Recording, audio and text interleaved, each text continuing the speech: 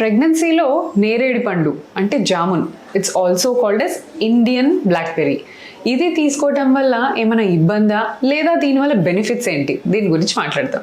So jamun is generally very very rich in iron, vitamin C and antioxidants. So ఇవన్నీ కూడా జామున్ నుంచి చాలా వస్తాయి. ప్రెగ్నెన్సీలో జామున్ తీసుకోవడం సేఫే, కానీ ఎన్ని అరౌండ్ 4 to 6 వరకు తీసుకోవచ్చండి, not more than that. Because vitamin C ఇవన్నీ ఉండటం వల్ల, vitamin C is nothing but acid, it's an ascorbic acid. So acidity కొంచెం ఎక్కువ అవ్వచ్చు, స్టమక్లో బ్లోటింగ్ కావచ్చు, చాలా ఎక్కువ తినేస్తే బవల్ మూమెంట్ స్టిమ్యులేషన్ అయ్యి డైరియా రావచ్చు, కొంతమందికి స్టమక్ అప్సెట్ అవ్వచ్చు అనమాట టూ మచ్ క్వాంటిటీస్లో తీసుకుంటే. అండ్ ఇంకొంతమంది ప్రెగ్నెన్సీలో మిల్క్ మంచిగా తీసుకుంటారు కదా, సో జామున్ తిన్న వెంటనే కానీ ఆర్ బిఫోర్ ఈటింగ్ జామున్ మంచిగా మిల్క్ తీసుకున్నారనుకోండి, ఈ milk will get fermented with that acid. So milk అంతా కర్డ్లింగ్ అయిపోతుంది. So this two should not be combined అనమాట. జామున్ అండ్ మిల్క్ ఎప్పుడు కలిసి తీసుకో. Generally acidic fruits, citrus fruits కానీ ఇంకేమన్నా లిటిల్ బిట్ పులుపు ఉండే ఫ్రూట్స్ ఉంటాయి కదా, వీటన్నిటిలో పులుపుకి కారణము విటమిన్ సి. సో ఈ విటమిన్ సి పులుపుతోని మిల్క్ మిక్స్ చేసామనుకోండి, మిల్క్ లోపల కర్డ్లింగ్ అయిపోతుంది, సో గడ్డల్లాగా మారిపోతుంది. దానివల్ల మళ్ళీ బ్లోటింగ్, స్టమక్ అప్సెట్ రావచ్చు. ఇట్ ఈస్ జనరలీ సేఫ్, మీరు ఈ ఫ్రూట్స్ తీసుకోవచ్చు, కాకపోతే లిమిటెడ్ క్వాంటిటీస్లో తీసుకోండి. అండ్ ఇంకొక పేషెంట్ నిన్న అడిగారు, బ్లాక్బెర్రీస్ నేను తిన్నానండి, బేబీ ఏమైనా డార్క్గా పుడతారా, కలర్ ఏమైనా డార్క్ అయిపోతుందా అని నాకు టెన్షన్ వేస్తుందని చెప్పి అడిగారు. సో బేబీ స్కిన్ కలర్కి ఫ్రూట్ కలర్కి ఎలాంటి సంబంధం లేదు. మీరు సాఫ్రన్ తీసుకోవటం వల్ల బేబీ ఫేర్గా అవ్వదు, అలా అని బ్లాక్బెర్రీస్ తీసుకోవడం వల్ల బేబీ నల్లగా అవ్వదు. It is mostly the skin colour is mostly dependent on the parents genes. So parents జీన్స్ని బట్టి మీ స్కిన్ కలర్ మారుతుందే తప్ప తీసుకునే డైట్ వల్ల చాలా చాలా తక్కువ ఎఫెక్ట్ ఉంటుంది అన్నమాట. సో ఈ ఇండియన్ బ్లాక్బెర్రీస్లో లాట్ ఆఫ్ ఐరన్ ఉంటుంది కాబట్టి whenever there is season you can consume in మోడరేషన్లో తీసుకోవచ్చు. అండ్ ఇలాంటి దాంతోపాటు ఆల్ ద బెర్రీస్, ఏ బెర్రీ అయినా సరే, స్ట్రాబెర్రీస్ తీసుకోండి, మల్బెర్రీస్ తీసుకోండి, raspberries, these are all very very rich in antioxidants అనమాట. సో బేబీ బ్రెయిన్ డెవలప్మెంట్కి, తర్వాత మీ బాడీలో ఏమన్నా స్ట్రెస్, ఇవన్నీ ఆక్సిడేటివ్ స్ట్రెస్ ఇవన్నీ ఉన్నా కూడా ఈ బెర్రీస్ అన్నీ తీసేస్తాయి. So berries are a very good source of anti oxidants.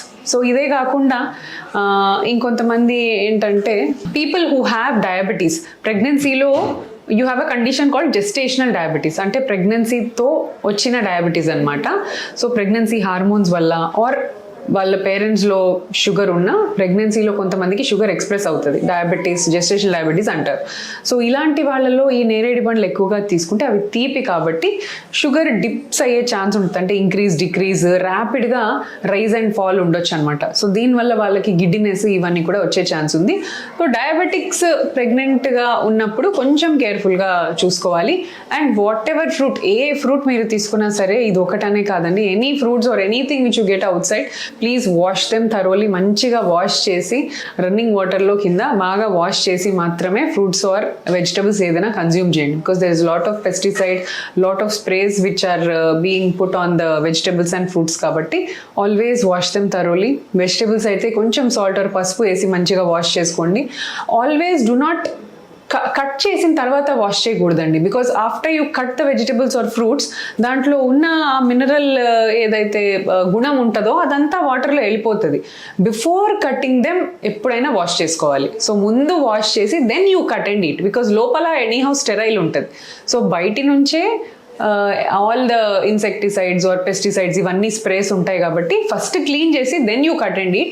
అప్పుడు మీకు క్లెన్లీనెస్తో పాటు, హైజీన్తో పాటు maximum fruit and vegetable benefit కూడా దొరుకుతుంది. పీరియడ్స్ అన్నీ కరెక్ట్గా వస్తున్నాయి కానీ స్టిల్ నేను ప్రెగ్నెంట్ అవ్వట్లేదు.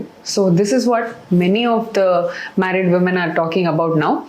సో డైలీ అట్లీస్ట్ 2-3 ఇలాంటి పేషెంట్స్ మాకు వస్తూ ఉంటారు. పీరియడ్స్ నాకు కరెక్ట్గా వస్తున్నాయి మేడం, నాకు ప్రెగ్నెన్సీ ఎందుకు రావట్లేదు, నా దాంట్లో ఏం ప్రాబ్లం ఉంది, స్కాన్ చేస్తే స్కాన్ కూడా బాగుంటుంది, పీరియడ్స్ టైంకి వస్తూ ఉంటాయి. So menstruation is not a sign of infertility. So menstruation కరెక్ట్గా రావటము ఇవన్నీ కూడా ఇన్ఫర్టిలిటీ ఉంది అని ఖచ్చితంగా చెప్పే సిమ్టమ్స్ అన్నీ కావన్నమాట. So there are many more things. So menstruation సరిగ్గా వచ్చినా దాంట్లో మనం చూసుకోనిది ఏంటంటే ఎగ్ క్వాలిటీ ఎలా ఉందో తెలీదు, అండ్ ఆ ఓవ్యులేషన్ టైంకి జరుగుతుందా అనేది they only get menses but sometimes they won't release the egg release అవ్వకున్నా సరే కొంతమందికి పీరియడ్స్ వస్తూ ఉంటాయి. సో అసలు ఆ సైకిల్లో ఎగ్ విడుదలైందా ఈ విషయం తెలీదు, ఒకవేళ విడుదలైతే క్వాలిటీ తెలీదు. సో ఇన్ని విషయాలు మనకు తెలియవు అనమాట. సో మెన్స్ట్రుయేషన్ అనేది ఒక ఫీమేల్ ఒవేరియన్ సైకిల్కి యూట్రైన్ సైకిల్కి రిలేటెడ్ అయిన బ్లీడింగే తప్ప మెన్స్ట్రుయేషన్ ఇర్రెగ్యులారిటీ ఉంటే చాలా మందికి ప్రెగ్నెన్సీ న్యాచురల్గా వచ్చేస్తుంది. ఇర్రెగ్యులర్ ఉన్న ప్రతి వాళ్ళు ఇన్ఫర్టైల్ కారు, అలానే రెగ్యులర్గా ఉన్న ప్రతి వాళ్ళు fertile car. So we have to always correlate with the scan. మీరు స్కాన్ చెక్ చేసుకోండి, ఏఎంహెచ్ లెవెల్స్ చెక్ చేయండి, మీ థైరాయిడ్ ఎలా ఉంది, షుగర్స్ ఎలా ఉన్నాయి, ఇవన్నీ చెక్ చేసుకోండి. ఇవి చూసిన తర్వాత then you also have to plan for the husband sperm count and then your tube test. So ఇవన్నీ కరెక్ట్గా ఉంటేనే అప్పుడు మనకి ప్రెగ్నెన్సీ ఈజీగా అందుతుంది. So 3 important things. First is egg కరెక్ట్గా విడుదలవ్వటం, స్పర్మ్ కౌంట్ కరెక్ట్గా ఉండటం, మోటిలిటీ కరెక్ట్గా ఉండటం, థర్డ్ వన్ ట్యూబ్స్ ఓపెన్ ఉండటం. ఇవి 3 కరెక్ట్గా ఉన్న వాళ్ళలో 80% ప్రెగ్నెన్సీ వస్తుంది. కానీ ఇన్ఫర్టిలిటీ కపుల్లో కూడా చాలా మందికి ఈ రిపోర్ట్స్ అన్నీ తీసుకొని చూపిస్తారు, మేడం ఇన్ని చోట్ల తిరిగాము అన్నీ బాగున్నాయి అంటున్నారు, ప్రెగ్నెన్సీ రావట్లేదు. This is called unexplained infertility. దీంట్లో మేజర్ రీజన్ వచ్చేసి క్వాలిటీ ఆఫ్ ద ఎగ్. మనకు ఎగ్ క్వాలిటీ చెక్ చేసుకోవడానికి ఏ టెస్ట్ ఉండదు. చాలా మంది ఏఎంహెచ్ టెస్ట్ అనేది ఎగ్ క్వాలిటీ టెస్ట్ చేసే టెస్ట్ అని అనుకుంటారు. But AMH test is only for ovarian reserve ఎంత ఉంది తెలుసుకోవడమే తప్ప ఎగ్ క్వాలిటీ బాగాలేదు అని కాదు. సో లో ఏఎంహెచ్ ఉంది మేడం అంటే నా ఎగ్ క్వాలిటీ బాగాలేదా, నేను డోనర్ ఎగ్ తీసుకోవాలా అని కూడా అడుగుతారు. So AMH only tells about the number of eggs you have but not egg quality. So unexplained infertility వాళ్ళలో మేజర్ రీజన్ ఆఫ్ ఇన్ఫర్టిలిటీ వచ్చేసి oocyte క్వాలిటీ. ఈ ఎగ్ క్వాలిటీ మనం తెలుసుకోలేం. జనరలీ 36-37 ఇయర్స్ తర్వాత ఎగ్ క్వాలిటీ డ్రాప్ అయిపోతుంది. But young పీపుల్లో కూడా quality drop అవుతుందంటే we have to deep dive in, కొన్ని ఇన్వెస్టిగేషన్స్ చేయాల్సి వస్తుంది why this is happening. And ఏమన్నా మెడిసిన్స్ పెడితే, యాంటీ ఆక్సిడెంట్స్ పెడితే ఇంప్రూవ్ అవ్వచ్చా, ఆర్ లాస్ట్ రిసార్ట్లో మీకు డోనర్ అవసరం పడుతుందా, ఇవన్నీ చూసుకుంటాం. స్పర్మ్ కౌంట్ కూడా అన్ని పర్ఫెక్ట్గా ఉన్నాయా, కౌంట్, మోటిలిటీ, మార్ఫాలజీ ఇవన్నీ కూడా చెక్ చేసుకోవాలి. దీంతో పాటు few people who are chronic smokers, who are diabetics, they may require DFI testing అంటే DNA fragmentation testing వీళ్ళల్లో అవసరం అనమాట. సో ఇవి చాలా మంది చేసుకోరు కానీ ప్రెగ్నెన్సీ రావట్లేదని బాధపడుతూ ఉంటారు. సో కొన్ని అడ్వాన్స్డ్ టెస్ట్లు చేస్తే వీళ్ళకి ఏం ప్రాబ్లం ఉంది అనేది తెలుస్తుంది. అండ్ ఇంకొక ముఖ్యమైన టెస్ట్ ట్యూబ్ టెస్ట్, SIS అంటారు. ఇది HSG అంత పెయిన్ఫుల్ కాదు, జస్ట్ మీకు మెన్స్ట్రువల్ పెయిన్ కంటే కొద్దిగా ఒక 2 to 3 టైమ్స్ ఎక్కువ పెయిన్ వచ్చే అవకాశం ఉంటుంది. బట్ ఈ సింపుల్ టెస్ట్తో మీ 2 ట్యూబ్స్ ఓపెన్ ఉన్నాయా లేదా అని వెంటనే 2 minutesలో మనకు తెలిసిపోద్ది అనమాట. సో ట్యూబ్స్ క్లియర్ చేసుకున్న తర్వాత స్పర్మ్ కౌంట్ బాగుంది అంటే దెన్ oocyte క్వాలిటీలో ప్రాబ్లం ఉంది ఆర్ DNA ఫ్రాగ్మెంటేషన్ ఏమైనా అవ్వచ్చు అని మనం ఎక్స్పెక్ట్ చేయాలి. సో కొంతమందికి ఏంటంటే ఫర్టిలైజేషన్ జరగదు, అంటే ఎగ్ స్పర్మ్ మీట్ అవ్వవు ఎంత చేసినా సరే. సో వీళ్ళలో IUI చేసుకుంటారు, అన్నీ చేసుకుంటారు, but still egg sperm meet అవ్వట్లేనప్పుడు IUI చేసినా కూడా ప్రెగ్నెన్సీ రావడం కష్టం. సో వీళ్ళకు only solution when there is a fertilization problem, అది IVF. మనమే స్పర్మ్ని ఎగ్ లోపల పంపిస్తాం. మరి ఫర్టిలైజేషన్ ప్రాబ్లం ఉందని ఎలా తెలుసుకోవాలి?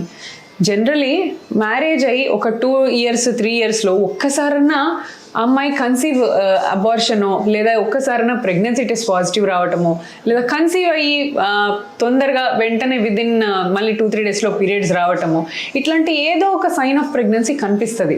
బట్ వీళ్ళల్లో అసలు ఒక్కసారి కూడా ప్రెగ్నెన్సీ వచ్చిన సిమ్టమ్ వాళ్ళకు ఉండదు. Not even nausea, not even a pregnancy test positive, not even abortion. So ఇలాంటి వాళ్ళల్లో మనం ఇది సస్పెక్ట్ చేయొచ్చు అనమాట. సో అసలు అన్ఎక్స్ప్లెయిన్డ్ ఇన్ఫర్టిలిటీ ఉంది, ఫర్టిలైజేషన్ ప్రాబ్లమ్స్ కూడా వీళ్ళలో ఉన్నాయి అని. ఇలాంటి వాళ్ళు బెస్ట్ ICSI ద్వారా 70% ఛాన్స్ కన్సీవ్ అవ్వచ్చు. సో మీకు అన్ని రిపోర్ట్స్లో నార్మల్ ఉండి still you are not conceiving, then this could be the cause fertilization defect or egg quality or the sperm functions. So ఇవి తెలుసుకోవాలి అంటే you please consult any fertility expert or a gynaecologist near you. వాళ్ళు మీకు డీటెయిల్డ్గా అన్నీ చెప్తారు. దాన్ని బట్టి they will design your protocol and మీకు ప్రెగ్నెన్సీ ప్లానింగ్ చేసుకోవచ్చు. Thank you.